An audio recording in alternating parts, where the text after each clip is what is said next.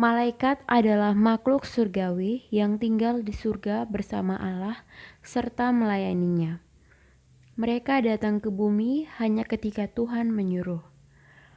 Malaikat-malaikat diciptakan jauh sebelum penciptaan manusia dan alam semesta. Mereka turut menyaksikan dan bersorak-sorai ketika Tuhan menciptakan alam semesta dan segala isinya, sekalipun mereka tidak terlibat dalam penciptaan tersebut. Di Alkitab setidaknya ada 4 tugas utama malaikat. Pertama, menyampaikan firman Tuhan kepada manusia di bumi. Kedua, memperingatkan manusia atas dosa-dosa mereka dan menghukum mereka atas dosa-dosa tersebut. Ketiga, menjaga dan melindungi orang percaya dari berbagai malapetaka. Keempat, menolong umat Tuhan dalam situasi yang sulit. Gabriel adalah salah satu malaikat Tuhan yang dengan jelas disebut di Alkitab.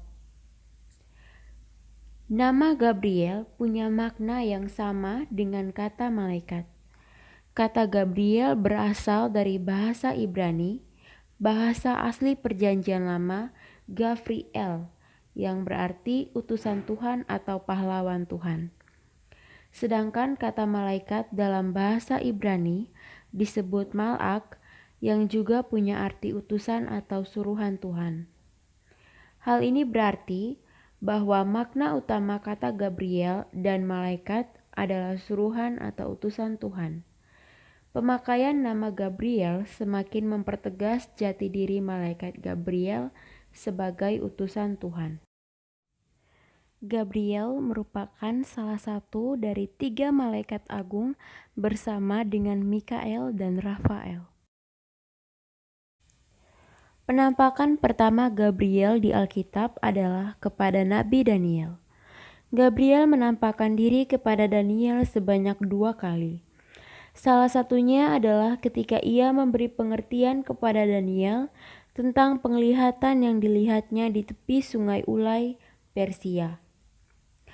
Daniel melihat penglihatan tentang domba jantan dan kambing jantan. Ia melihat seekor domba jantan berdiri di depan sungai Ulai. Domba jantan itu memiliki 2 tanduk yang tinggi, tetapi 1 tanduk, yakni tanduk yang tumbuh belakangan, lebih tinggi daripada tanduk yang satu lagi. Domba jantan tersebut menanduk ke barat, utara, dan selatan, dan tidak ada seekor binatang pun yang tahan menghadapi dia. Dia berbuat sekehendak hatinya dan membesarkan diri. Kemudian Daniel juga melihat seekor kambing jantan datang dari sebelah barat. Kambing jantan itu punya 1 tanduk besar di antara kedua matanya. Lalu ia menyerang domba jantan itu dengan keganasan yang hebat dan mematahkan kedua tanduknya. Dan domba jantan itu tidak berkutik menghadapinya. Kambing jantan itu sangat membesarkan dirinya, tetapi ketika ia sampai pada puncak kuasanya, patahlah tanduk besarnya, lalu pada tempatnya tumbuh 4 tanduk yang aneh. Dari salah satu tanduk itu, tumbuh tanduk kecil yang menjadi besar. Ia membesarkan dirinya kepada Tuhan, tempat kudusnya dirobohkannya, dan korban sehari-hari digantinya dengan kebaktian yang fasik. Ketika Daniel berusaha mengerti arti penglihatan itu, maka muncullah malaikat Gabriel untuk memberikan pemahaman kepadanya.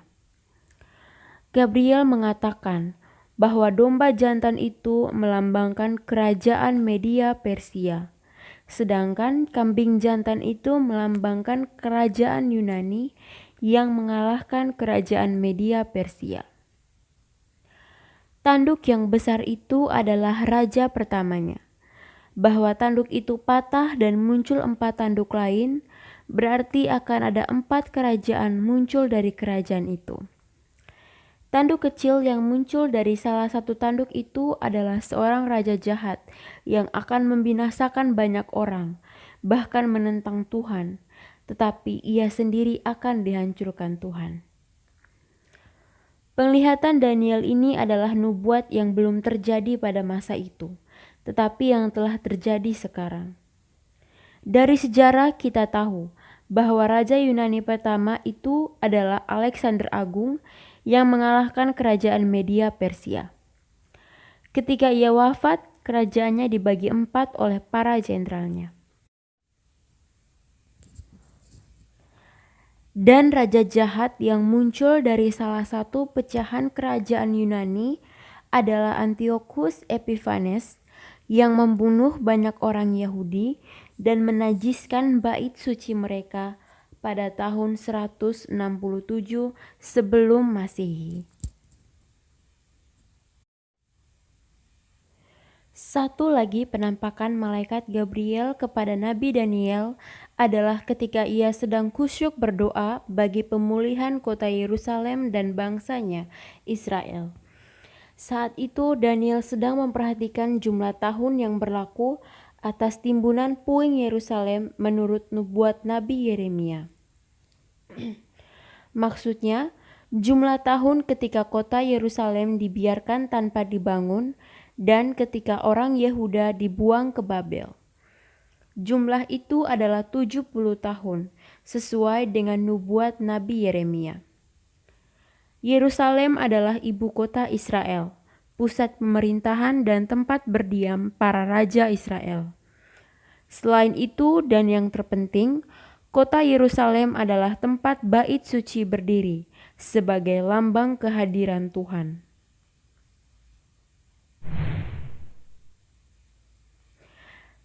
Karena itu, kota Yerusalem sangat penting bagi bangsa Israel. Itulah sebabnya Daniel berdoa kepada Tuhan untuk pemulihan kota Yerusalem dan untuk umat Israel secara umum. Ketika itu Daniel berpuasa dan berkabung serta menyesali dosa-dosa bangsanya di hadapan Tuhan. Ia meminta pengampunan dosa kepada Tuhan dan memohon agar ia kiranya memulihkan Yerusalem dan bangsa Israel, umat pilihannya. Sementara Daniel sedang berdoa, maka terbanglah dengan cepat Gabriel ke arah Daniel. Gabriel berkata bahwa ketika Daniel sedang berdoa, maka keluarlah satu firman, sehingga Gabriel datang untuk menyampaikannya kepada Daniel. Firman yang dimaksud Gabriel tentulah firman Tuhan, dan itu adalah sebagai jawaban atas doa yang sedang dipanjatkan oleh Daniel. Gabriel memberitahukan kepada Daniel tentang pemulihan Yerusalem seperti yang didoakan oleh Daniel. Tetapi bukan hanya itu, Gabriel juga memberitahukan banyak peristiwa penting yang akan terjadi di bumi, baik yang menyangkut bangsa Daniel, bangsa Yahudi, maupun yang mencakup seluruh manusia, yakni pada akhir zaman. Selain kepada Nabi Daniel di Perjanjian Lama, Tuhan juga mengutus malaikat Gabriel kepada Zakaria, ayah Yohanes Pembaptis di Perjanjian Baru. Zakaria adalah seorang imam Yahudi. Ia dan istrinya Elizabeth sudah tua dan tidak mempunyai anak. Istrinya juga seorang yang mandul. Tetapi ia beserta istrinya adalah orang benar di hadapan Tuhan. Suatu ketika ia bertugas di bait suci untuk membakar ukupan atau berdoa. Tiba-tiba malaikat Gabriel menampakkan diri kepadanya dan berkata bahwa doa Zakaria sudah dikabulkan.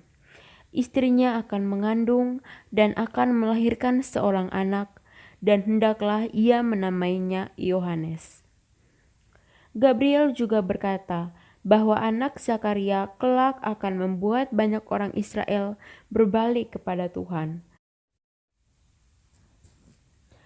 Ia akan berjalan mendahului Sang Mesias dalam roh dan kuasa Elia untuk mempersiapkan suatu umat yang layak bagi Tuhan.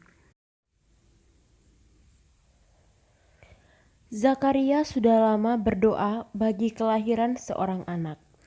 Namun, sekalipun Zakaria berharap dan berdoa bagi kelahiran anaknya, ia tetap terkejut mendengar kabar gembira yang dibawa oleh Gabriel. Ia sangat sulit untuk percaya pada perkataan malaikat tersebut. Tetapi ketidakpercayaan Zakaria ini harus dibayarnya mahal. Ia harus menerima hukuman dari Tuhan sebagaimana dengan yang disampaikan oleh Gabriel. Gabriel mengatakan bahwa Zakaria akan menjadi bisu dan tidak dapat berkata-kata hingga kelahiran anaknya. Hal ini benar-benar tergenapi tidak lama sesudah Gabriel berbicara kepadanya. Ketika Zakaria keluar dari bait suci setelah menyelesaikan tugasnya di situ, ia menjadi bisu.